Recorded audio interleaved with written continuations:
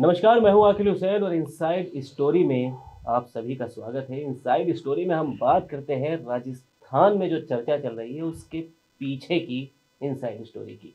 तो देखिए, राजस्थान में सबसे ज़्यादा चर्चा अगर आज की बात करें या फिर कल की भी बात करें तो एसआई भर्ती 2021 को लेकर चल रही है। दरअसल किरोड़ीलाल मीणा का एक बयान आया जो कि आपने सुना भी होगा। उन्होंने कहा कि सब तैयार है। एसओजी ने अपनी रिपोर्ट दे दी है, एसओजी कह चुके हैं, पुलिस हेडक्वार्टर कह चुके हैं, एजुकेट जनरल कह चुके हैं। अब एसआई भर्ती को रद्द करना मुख्यमंत्री भजनलाल शर्मा के हाथ में है।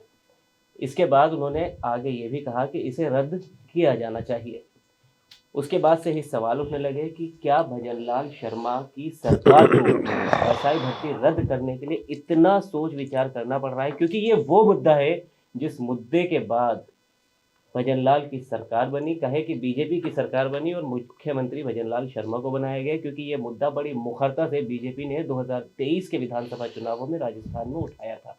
अब उसको लेकर लगभग साल भर हो ही चुका है। या तो एक मुद्दा ये था या फिर दूसरा मुद्दा था जिलों को लेकर। तो जिलों को लेकर मुख्यमंत्री भजनलाल शर्मा की कैबिनेट एक बड़ा फैसला कर चुकी है और उसमें हमने आपको कल भी अपने स्पेशल शो में उसके बारे में सारी जानकारी दी थी कि किस तरह जिलों को रद्द किया गया और किस तरह ये मुद्दा आगे बढ़ने वाला है। तो उससे कहीं ना कहीं भजनलाल शर्मा की छवि बदली थी बड़े फैसले लेने के लिए।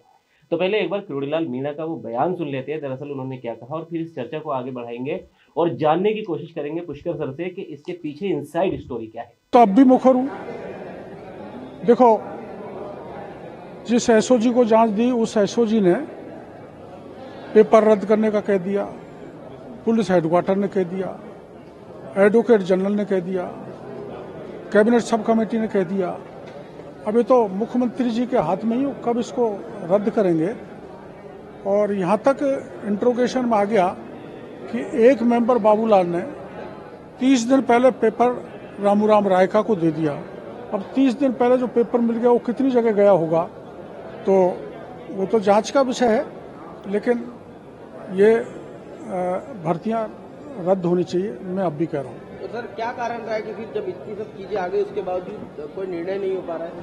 कारण तो मुख्यमंत्री जी बता सकते हैं। तो सुना आपने किरोड़ीलाल मीणा किस तरह अपनी ही सरकार के होते हुए, कैबिनेट मंत्री होते हुए, एक तरह से कहा जाए कि निशाना साध रहे, क्योंकि वो भी उसी सरकार का हिस्सा है जिस जिस मुख्यमंत्री को वो कह रहे हैं। इसके साथ ही वो एक और जो बड़ी बात और अहम इसमें बिंदु है, वो कह रहे हैं कि रामूराम रायका, जिसको लगभग 1 महीने पहले पेपर मिल गया था, तो अब सोचिए कि कितने लोगों को वो पास वो पेपर पहले ही जा चुका होगा। तो इसीलिए इस भर्ती को रद्द किया जाना चाहिए। अब इसमें भजनलाल शर्मा ने एक बार फिर, पहले जिलों वाला फैसला बड़ा फैसला आया, अब एक बार फिर एक बड़ी चीज़ एसआई भर्ती को लेकर देखने के लिए मिली है। वो ये कि एक आदेश आया है जिसमें कहा गया है कि एसआई भर्ती 2021 रद्द नहीं होगी। सरकार ने सबको पासिंग आउट परेड करवाने के लिए जिले में भेजे जाने का आदेश दिया है। इसकी एक प्रतिलिपि भी सामने आई है जो कि आप अपनी स्क्रीन पर अभी देख रहे होंगे, और ये प्रतिलिपि है कार्यालय महानिदेशक पुलिस राजस्थान जयपुर की ओर से। तो सर, दोनों चीज़ें, एक तो किरोड़ीलाल मीणा अपने ही मुख्यमंत्री के पाले में गेंद डाल रहे हैं, जबकि सरकार ये गेंद पहले ही कोर्ट के पाले में डाल चुकी है। अब उस पर एक ये बड़ा अपडेट अभी तक का जो आया है कि उनको पासिंग आउट परेड कराई जाएगी। तो इस पर क्या इसके पीछे की इनसाइड स्टोरी है? देखिए, आपने बहुत विस्तार से बताया कि इस पर 2021 से जिस तरीके से बीजेपी ने राजनीति करी और 2022 और 23 में फिर जब परीक्षा होने के बाद हुआ तब भी मुद्दा बनाया, और 23 में जब चुनाव के साल में गए भारतीय जनता पार्टी, तो उसमें गहलोत सरकार के खिलाफ 2 चीज़ें प्रमुखता से उठाई थी। एक, ये 17 जो जिले बने इनको ख़त्म करेंगे, ये राजस्व पे घाटा पड़ रहा है, और दूसरा एसआई भर्ती परीक्षा रद्द करवाएंगे। और देखिए, साल बीतते बीतते 31 दिसंबर तक अगर कहें तो सीएम भजनलाल ने अपनी टेबल से सब साफ कर दिया है। उन्होंने जो पिछली बैठक हुई शनिवार को, उसमें जितने जिले 9 जिले समाप्त कर दिए। उन्होंने एसआई भर्ती पर कैबिनेट का फैसला नहीं, जो सरकार ने कोर्ट ने निर्देश दिया था कि इस पर रोक लगा दी जाए पासिंग आउट परेड पर, उन्होंने अब ऑफिशियल लेटर पुलिस प्रशासन विभाग की तरफ से आ गया है कि नए एसओजी जो भर्ती हुई हैं उनको पासिंग आउट पराट करके तैनात किया जाएगा। मतलब लाइन खींच दी है, एसआई भर्ती परीक्षा रद्द नहीं होगी।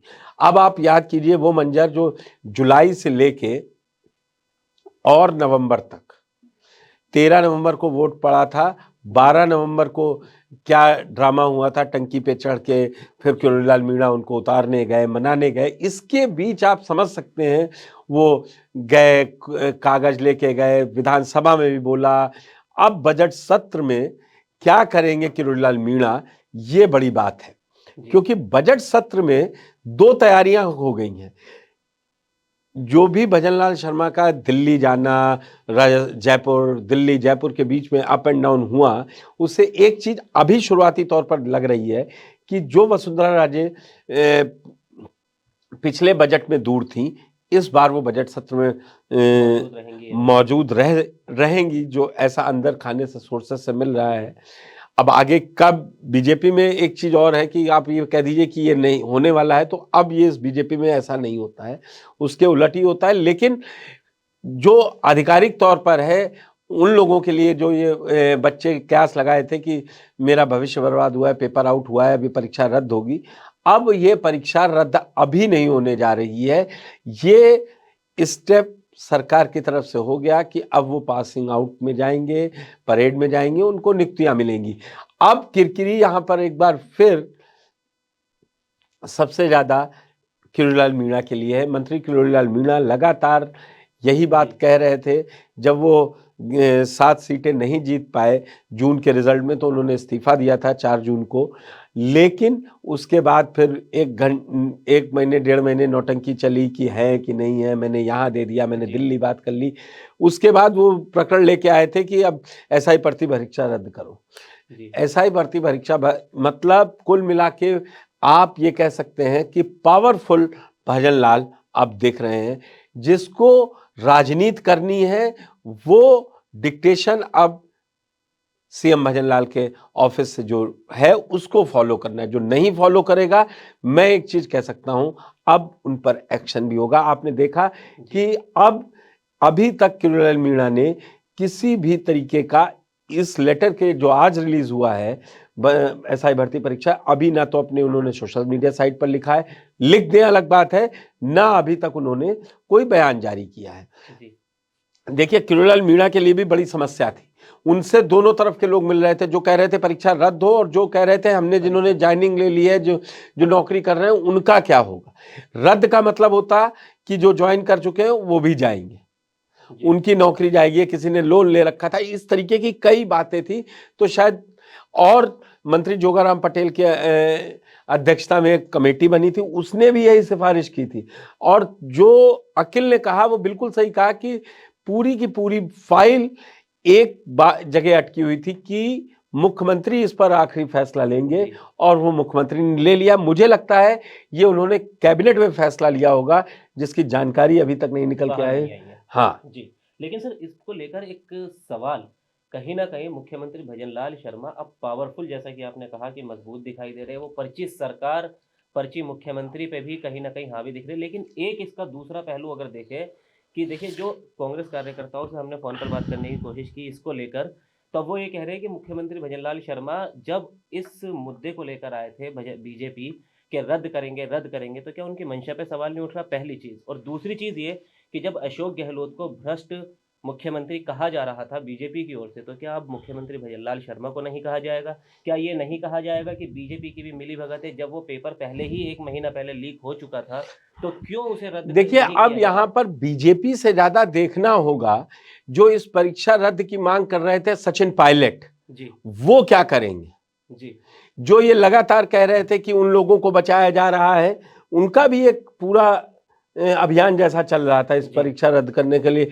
आरपी राजस्थान एसोसिएशन सर्विसेज का, प्रदेश सर्विसेज का चेयरमैन बदलने की प्रक्रिया पर भी दोनों तरफ से, सत्ता और विपक्ष दोनों तरफ से, क्या प्रो है, क्या डोंट्स हैं, क्या डू नॉट्स हैं, वो सब आया। लेकिन अब ये सियासी जमीन तैयार हो चुकी है, और मैं इसी प्रोग्राम में इनके कह रहा हूं, अखिल के इनसाइड में, कि बैठे बिठाए कांग्रेस को 2 बड़े मौके दे दिए हैं।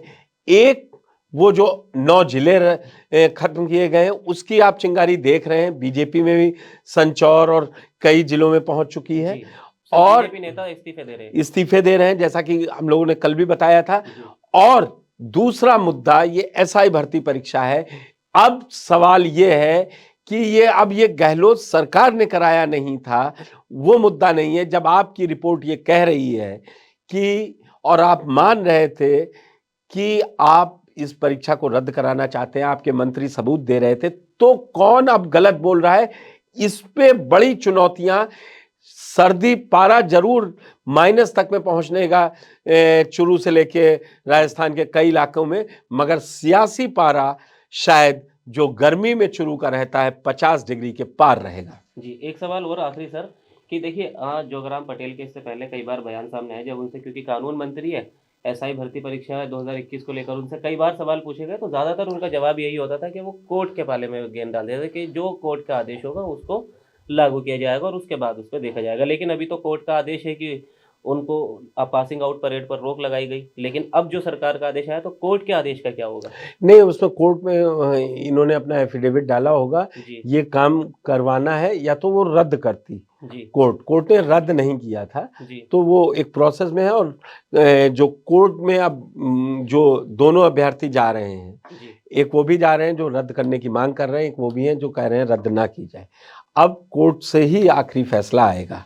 देखिए, कुल मिलाकर अगर बात करें, इन दिनों राजस्थान में जो सियासी हलचल चल रही है उसमें कहीं ना कहीं किरोड़ी लाल फंसते हुए नजर आ रहे हैं। चाहे वो एसआई भर्ती की बात कर लीजिए, चाहे वो कोटपुतली में चेतना को लेकर जो रेस्क्यू ऑपरेशन चलाया जा रहा था, आज 9वां दिन है और आज ये खबर सामने आई है कि गलत दिशा में नई सुरंग जो खोदी जा रही थी चेतना को बचाने के लिए, वो खोद दी है। तो सवाल अब किरोड़ी लाल मीणा को लेकर वहां भी उठने लगे, क्योंकि वो आपदा मंत्री है। दौसा में तो पहुंच गए थे, उस वक्त चुनाव का भी वक्त था, खैर अब लेकिन वहां नहीं पहुंच पाए हैं और वो बीजेपी के नेता सक्रियता नहीं दिखा रहे हैं जो कभी मतलब दिखानी उन्हें चाहिए थी। इसको लेकर भी किरोड़ी लाल मीणा के ऊपर कहीं ना कहीं सवाल उठ रहे हैं। तो अब किरोड़ी लाल मीणा इस पर आगे क्या रिएक्शन देते हैं या उनका अगला मूव राजस्थान की सियासत में क्या होगा, ये तो देखने वाली बात होगी। लेकिन आज की इनसाइड स्टोरी में फिलहाल के लिए इतना ही। बाकी एक बार फिर आपके सामने एक नए सियासी मुद्दे या गैर सियासी मुद्दे के साथ हाजिर होंगे कल आपके सामने। शुक्रिया।